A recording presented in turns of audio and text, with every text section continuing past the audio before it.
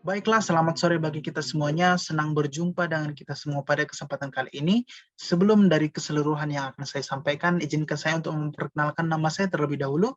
Nama saya Firdo Manurung dengan NIM 23659 di mata kuliah Misiologi atau Teologi Misi di kelas 3B dengan dosen pengampu yaitu Bapak Pendeta Pulu Aruan, SSI MDiv MTH.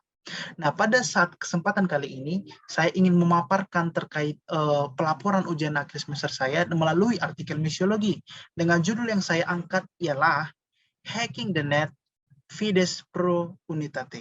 Nah, artikel ini akan memuat bahasan terkait pemahaman akan toleransi keimanan yang seharusnya disosialisasikan, dipahami, dan jikalau memungkinkan untuk diterapkan oleh setiap individu di seluruh tingkat masyarakat dalam lingkup kenegaraan Indonesia yang memiliki banyak keragaman iman. Nah, toleransi keimanan itu ataupun yang dapat disebut sebagai toleransi beragama juga merupakan upaya pendekatan misi yang dilakukan untuk dapat menghadirkan Shalom Allah di tengah-tengah negara Indonesia, di mana kekristenan atau kita sebagai orang Kristen itu sendiri bertempat tinggal dan hidup berdampingan bersama dengan iman-iman yang lain. Nah, toleransi iman tidak cukup hanya direspon dengan sikap mengakui atau menerima kenyataan bahwa dalam negara Indonesia itu sendiri terdapat keyakinan yang berbeda-beda. Nah, bagaimana caranya yang seharusnya? Nah, di setiap detailnya perlu untuk memuat tindakan-tindakan keimanan yang bukan hanya sekedar mengakui, melainkan juga haruslah menghidupi pemahaman persatuan di tengah keberagaman iman itu sendiri. Nah, jikalau pemahaman ini dapat maju dan berkembang dengan tepat dilakukan, maka kita harus yakin bahwa persatuan akan dapat kita raih dan kita tidak akan mudah dicerai-beraikan dengan berbagai usaha-usaha dari luar ataupun dari dalam yang ada. Nah, oleh karena itu, untuk dapat mengantarkan kita ke dalam pemahaman tersebut, kita perlu menyatukan pemahaman itu dengan pendekatan-pendekatan hermeneutis misional dan juga alkitabiah yang saya lakukan dengan secara kualitatif dengan metode analisa kritis, kontekstual, dan juga naratif misional. Nah, di kesempatan kali ini kita akan membahas pembahasan yang pertama, yaitu tentang see through faith.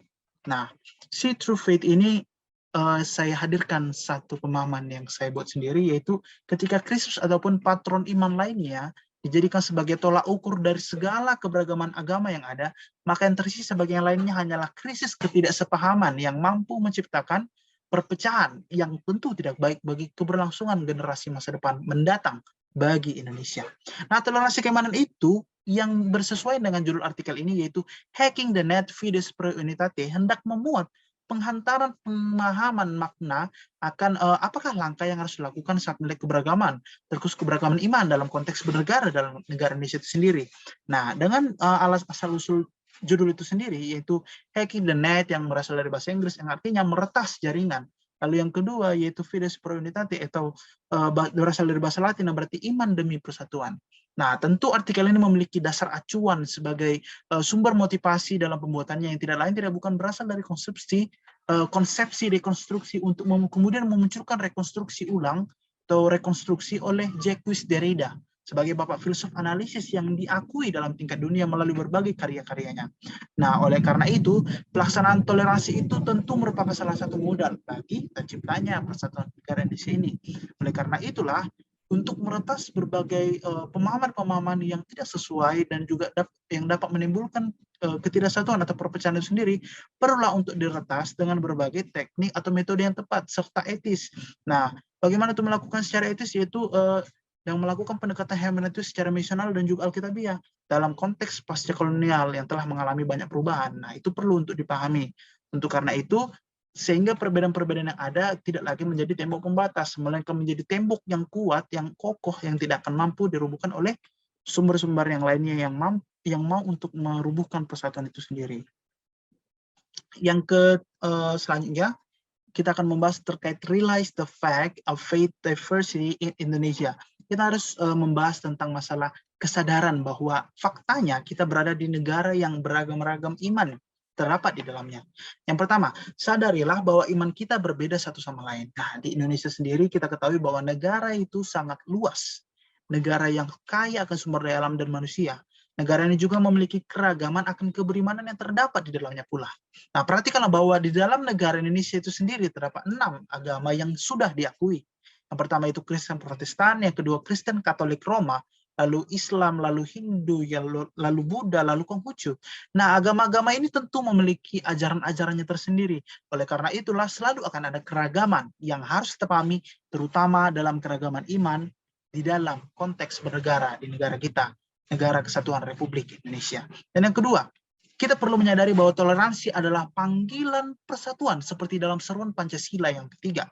Nah, tentu kita untuk mewujudkan persatuan dan kesatuan Indonesia itu sendiri, diperlukan masyarakat yang saling toleransi dan menghargai satu sama lain. Dan dalam praktik kehidupan sehari-hari, bangsa Indonesia harus selalu mengingat yang pertama nilai-nilai yang terkandung dalam Pancasila. Karena walaupun dalam sila pertama disebutkan bahwa ketuhanan yang Maha Esa, tetapi kita perlu ingat bahwa terdapat sila-sila lainnya yang mewujudkan suatu korelasi bersama untuk mencapai pada konsep persatuan itu sendiri.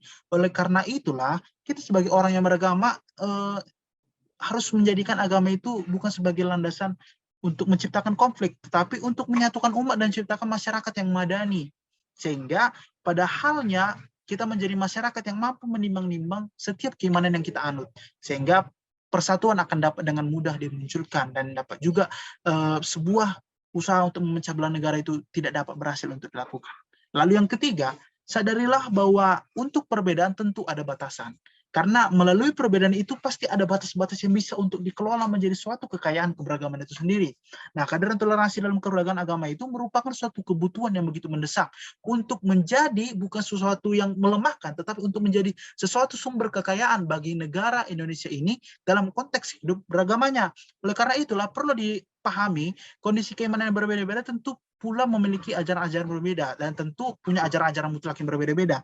Oleh karena itulah kita tidak boleh memaksakan. Kita harus yang pertama itu menjalankan agama dengan benar, yang kedua menghormati agama orang lain, lalu tidak memaksakan keyakinan agama kita terhadap pemeluk agama lainnya, lalu toleransi terhadap keyakinan atau peribadatan pemeluk kepercayaan lainnya, dan juga kita tidak boleh melihat ke bawah seperti seolah-olah kita itu di atas, dan bahkan kita tidak boleh menyalahkan agama orang lain yang berbeda dengan kita. Itulah konsepnya untuk menciptakan persatuan secara umum, bahwa kita telah menyadari bahwa Indonesia itu memiliki keberagaman iman yang berbeda-beda. Di slide yang selanjutnya kita melihat bahwa kita perlu mengimplikasi the unity in diversity. Kita perlu mengimplikasikan persatuan dalam perbedaan itu. Kita perlu mencari-cari, kita perlu mencari persatuan itu dalam berbagai keragaman yang ada itu. Yang pertama, kita perlu memunculkan suatu general construction atau konstruksi secara umum, yakni dengan menghadirkan pertanyaan, bagaimana sih sebenarnya konsepsi yang dapat diimplikasikan dari berbagai ajaran agama yang ada di NKRI itu sendiri sebagai wujud penyatuan pemahaman antar umat beragama. Nah, kita perlu tahu bahwa dalam Kristen Protestan maupun Roma Katolik terdapat ajaran yang bersumber daripada Tuhan itu sendiri di masa perjanjian lama dan Yesus di masa perjanjian baru terkait sesama yang salah satunya dapat dilihat dalam Lukas 10 ayat 25-37 yang mana mengisahkan tentang orang Samaria yang baik hati yang terlepas dari adanya hukum yang ada pada saat itu, dia melewati batas-batas itu untuk menemukan sisi kemanusiaan. Di mana pada saat itu dia menemukan orang yang terlantar, yang hampir mati, bagi agama Yahudi itu jika kita menyentuhnya bahwa maka kita akan menjadi najis. Tetapi dia melewati batasan itu untuk melakukan kasih yang sesungguhnya.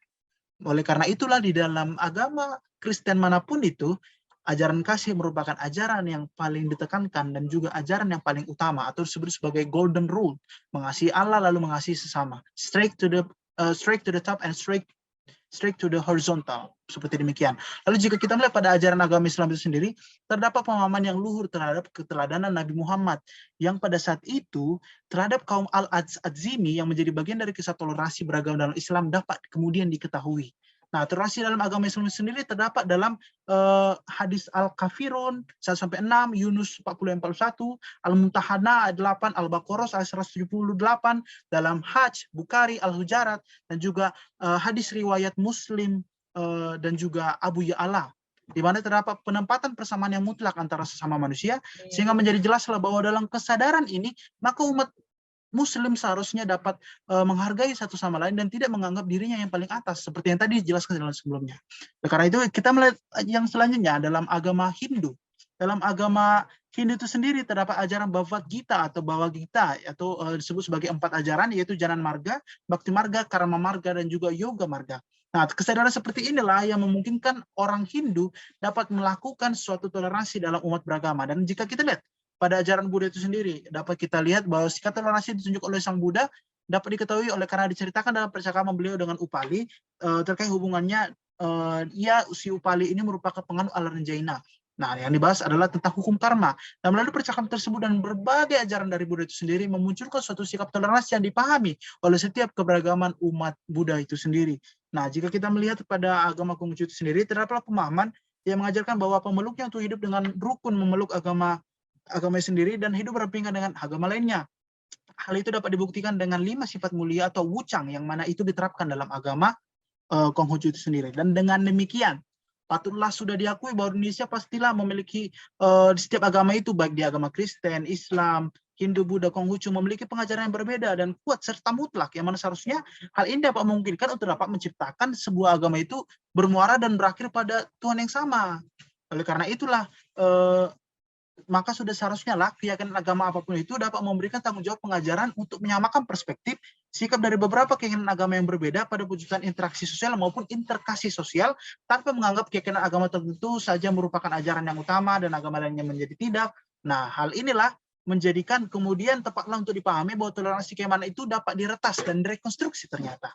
Dapat direkonstruksi ulang serta dibangun kembali seperti konsepsi yang dimunculkan oleh Jacques Derrida untuk menjadi lebih tertata rapi baik di negara kesatuan Republik Indonesia sebagai upaya dari praksis konsepsi misi Allah di dunia ini, yakni menghadirkan kedamaian sejahteraan Allah atas seluruh penjuru bumi melalui umatnya yang percaya dan beriman kepadanya. Lalu jika kita melihat kepada biblical hermeneutic construction atau konstruksi hermeneutis secara biblis, dapat kita lihat bagaimanakah iman dimaknai secara hermeneutis misional dan alkitabiah. Dapat kita lihat yang pertama di kitab Matius. Di dalam kitab Matius dan Markus. Nah, dalam kitab Matius dan Markus ini mendefinisikan secara eksplisit bahwa iman sangat ditekankan pada kepercayaan terhadap Yesus itu sendiri. Nah, jika kita melihat kepada Lukas itu sendiri, kitab Lukas mendefinisikan secara eksplisit bahwa perbedaan antara iman dan ketidakpercayaan dapat bermula dengan terlihat jelas di awal narasi ketidakpercayaan Zakaria. Oleh karena itulah, di dalam kitab Lukas didefinisikan bahwa iman itu menekankan pada pembenaran dari dalam diri, yang tentu pembuatan yang dihasilkan itu bukan berdasarkan dari dalam diri, tetapi pembenaran daripada Allah itu sendiri. Nah, jika kita lihat pada konsepsi yang ada dalam kitab Yohanes itu sendiri, kitab Yohanes mendefinisikan iman pada pemaknaan bahwa iman bukan hanya merupakan sekedar pengakuan saja, mereka juga melandaskan dasar dari yang kokoh di sebuah pemaknaan akan hubungan. Oleh karena itulah, jika kita melihat kembali ke dalam kisah para rasul, kitab para rasul menjelaskan bahwa iman merupakan hal yang sangat berdampingan dengan pertobatan dan hak yang tidak terelakkan bagi orang-orang yang percaya dalam suatu persekutuan iman atau komunitas sanctorum yang dapat dinyatakan sebagai kata ho pisteustes. Nah, oleh karena itu, ketika kita melihat kembali dalam pengajaran Paulus atau tes tidak kesto Paulus, pengajaran Paulus tentang iman dapat dikatakan sungguhlah sangat kaya dan melalui ajaran yang paling beraneka ragam dalam perjanjian baru. Hal dapat menjadi jelas terlihat melalui pemahaman yang dihasilkan bahwa iman merupakan pusat pengalaman Paulus dalam kehidupan berteologinya. Perolehan keselamatan baginya semata-mata dihasilkan oleh karena iman, dan hal ini selaras dengan yang ditekankan oleh Martin Luther sebagai bapak reformasi gereja Lutheran. Seperti halnya penulis pada hal ini memaknakan bahwa di dalam pemahaman dari ajaran Paulus itu sendiri, Allah dapat dipercaya sepenuhnya untuk memenuhi janji-janjinya, sehingga janji-janji itu akan selalu dapat dipercaya tanpa adanya keraguan. Kita dapat melihat perbandingannya dalam 1 Tesalonika 5:24. Nah, berlandaskan dari kesetiaan Allah inilah, maka kemudian terdapat dalam surat-surat penggembalaan berupa ucapan-ucapan yang dapat dilukiskan sebagai yang benar dan patut diterima. Nah, berdasarkan latar belakang kesetiaan Allah inilah penggunaan kata-kata dalam pistis dan juga oleh Paulus, bagi iman manusia kepada Allah harus ditelaah. Manusia tidak diharapkan untuk menyandarkan imannya secara berlebihan dan membabi buta kepada seorang bahkan yang belum dikenalnya dan mungkin belum layak untuk menjadi tempat bernaung. Oleh karena itulah, kemudian perlu untuk dapat dipertimbangkan terkait dengan pernyataan Paulus bahwa jika dapat dilakukan dengan penyelesaian yang seimbang, maka tentu iman tersebut dapat menjadi berhasil serta tepat guna. Nah, jika kita membandingkan pada kisah pada surat Ibrani sendiri menjelaskan bahwa iman merupakan hal yang lebih utama dibandingkan pertobatan. Sebab pertobatan lahir dari sebuah keimanan yang dihidupi berdasarkan kebenaran Tuhan itu sendiri, sehingga dapat memperoleh keselamatan melalui pembenaran daripada Tuhan. Lalu jika kita melihat kepada Yakobus, bagi Yakobus yang penting jika menurut Paulus adalah iman yang paling utama, tetapi bagi Yakobus adalah perbuatan setelah menerima iman. Sehingga iman yang diperoleh lalu menghasilkan keselamatan seharusnya dapat direspon oleh yang menerimanya dengan konsep aksi reaksi, sehingga dari iman itulah muncul perbuatan yang sejati yang dapat menyelaraskan bukan pada keselamatan itu, karena keselamatan sudah menjadi hak, tetapi respon yang baik dari yang telah diberikan kepada kita, dan itu yang perlu dilakukan melalui perbuatan. Karena itulah baik Paulus dan juga Yakobus itu memiliki satu konsepsi yang saling berketerkaitan. Dan jika kita melihat pada surat 1-2 Petrus, aspek iman itu berkaitan dengan kata kesetiaan yang juga sama seperti yang diungkapkan oleh kitab Wahyu, bahwa kesetiaan itu akan melaksanakan sebuah tindakan penyelamatan daripada Allah itu sendiri. Nah, jika kita melihat pada theological construction atau konstruksi teologisnya sendiri, menurut bagaimana pembahasan terkait keanekaragaman dan seberapa urgentkah hal ini untuk diupayakan menuju kesatuan itu sendiri? Nah, menurut teologi perjanjian lama atau David J. Bose, menurut sudut pandang teologi perjanjian lama, dapat disebutkan bahwa perjanjian lama secara konsisten mengklaim bahwa hanya Tuhanlah yang kekal dan bahwa Tuhan dengan bebas menciptakan alam semesta dan segala isinya. Sedangkan menurut sudut pandang teologi perjanjian baru itu sendiri dapat disebutkan bahwa keanekaragaman itu sendiri merupakan sesuatu yang sudah hadir dan berakar di tengah-tengah krisis intoleransi terhadap persatuan yang ada di tengah-tengah dunia pelayanan para rasul terdahulu dalam tendensi teopolitik yang berbeda-beda, di mana pada saat itu para pengajar, entah itu pengajar sesat maupun yang tidak, ternyata sudah sering banyak melakukan perdebatan, baik itu laksanakan dalam rapat majelis maupun dalam lingkup yang lebih informal, serta secara praksis memiliki banyak tendensi kepentingan dari ajaran yang ingin disampaikan. Nah, oleh karena itu, jika kita melihat bahwa menurut pandangan terkait ketuhanan dari secara teologi itu sendiri, dapat dipahami bahwa titik upaya kesatuan sebagai destinasi selanjutnya dapatlah jelaskan bahwa Tuhan merupakan satu esensi yang menyatu dari dan di dalam banyaknya gelar, panggilan, dan sebutan yang beredar di sepanjang zaman di tiap perbedaan iman, kepercayaan maupun agama manapun dalam dunia ini. Terdapat istilah yang tepat untuk menggambarkan hal ini, yakni unitas singularitas, yang mana hal ini menekankan pada kesatuan dari Tuhan itu sendiri. Hal ini bermakna bahwa hal itu tepat dan selaras sama seperti dalam pembahasan yang sebelumnya, yang mana Tuhan itu berangka satu atau esa. Oleh karena itulah sudah sewajarnya diperlukan adanya pemahaman yang lebih fundamental dan juga moderat serta visioner terkait bagaimana memaknai terkait ketuhanan itu sendiri sebagai upaya kesatuan, yang mana haruslah dimengerti bahwa Allah dan berbagai sebutan terkaitnya dalam setiap budaya, agama maupun kepercayaan yang ada dan beredar sebenarnya merujuk kepada satu hakikat keesaan. Nah, jika hal ini dapat dilakukan, maka pada hakikatnya keanekaragaman iman pasti akan dapat bersatu padu meletakkan ilmu kesoktahuanannya, ilmu kesoktahuan seorang itu pada tempatnya, untuk kemudian tidak gegabah dalam menentukan terkait yang mana yang benar dan salah terkait eksistensi Allah itu sendiri. Karena setiap ajaran kebenaran hanyalah akan mengenal satu Tuhan. Dan yang itu dipanggil dalam sebutan maupun panggilan berbeda-beda di setiap zaman dan kepercayaan yang ada. Tentu ajaran yang sudah ada itu tidak dapat disentuh oleh pengajaran sesat oleh segala zaman. Pengajaran sesat akan selalu berusaha meraihnya. Tapi jika sudah ada pemahaman yang tepat, maka hal itu akan lebih sulit untuk dilakukan untuk upaya pemecah belah. Nah, jika kita melihat pada missiological construction atau bagaimanakah misiologi menjawab persoalan terkait ketuhanan untuk menuju upaya kesatuan itu sendiri, maka berawal dari pemahaman tentang pluralitas, maka kemudian realitas menjadi penting. Maka dari itu diperlukanlah dialog dalam konteks beragama atau keberimanan untuk menemukan kesamaan dan atau irisan sebagai dasar untuk mengemban misi, sekaligus kemudian untuk menyatukan persepsinya dengan sesama manusia tanpa konteks predikat seseorang dalam agama. Jikalau melihat serta meninjau dari sisi esensi yang ada, maka kemudian dapatlah disimpulkan bahwa manusia manapun di dunia ini berhakikat setara. Nah, oleh karena itulah kemudian Tuhan digambarkan dengan lingkaran yang lebih besar dan agama menjadi bagian yang ada di dalamnya, beserta dengan kitab-kitab sucinya yang paling suci itu tersebut. Jadi dalam hal ini itu hanyalah masalah perspektif saja. Misiologi memandang ini sebagai masalah hanya pada masalah perspektif saja, sehingga dapat disimpulkan bahwa agama merupakan cara melihat Tuhan yang Maha Esa itu sendiri. Jika kita hanya berbicara pada kebenaran masing-masing agama, maka hanyalah akan ada bermuncul pada suatu muara, yaitu konflik. Oleh karena itulah pemahaman akan hanya memperkenalkan, tetapi juga menemukan kebenaran, yaitu Yesus sendiri, tentu melalui dialoglah, maka pemahaman kemudian akan semakin diperkokoh sehingga tujuan misi dapat terwujud bersamaan dengan dapatnya kosmos menikmati tanpa adanya penghakiman, diskriminasi, perbedaan, penindasan, dan juga perang.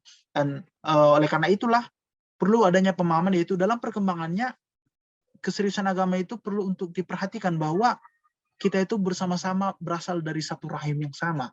Oleh karena itulah tidak seharusnya ada perpecahan kembali, karena telah harusnya ada persatuan yang timbul melalui konsepsi tersebut, bahwa kita berasal dari satu rahim yang sama, yaitu ketuhanan yang Maha Esa. Nah, sehingga jika pemahaman ini terus berlanjut menjadi terus digumuli dalam setiap keberimanan yang ada, maka akan memunculkan suatu fondasi persatuan yang kokoh dalam setiap keberagaman kita. Karena itu kita perlu membahas kembali dalam yang kelima, pembahasan kita yang kelima, yaitu unity conception as a straight missionary purposes. konsepsi persatuan sebagai tujuan lurus dari misiologi itu sendiri. Nah, bagaimanakah teologi penyanyi lama, penyanyi baru, serta teologi misi mengimplikasikan konsepsinya dalam upaya kesepahaman akan keberagaman iman itu sendiri.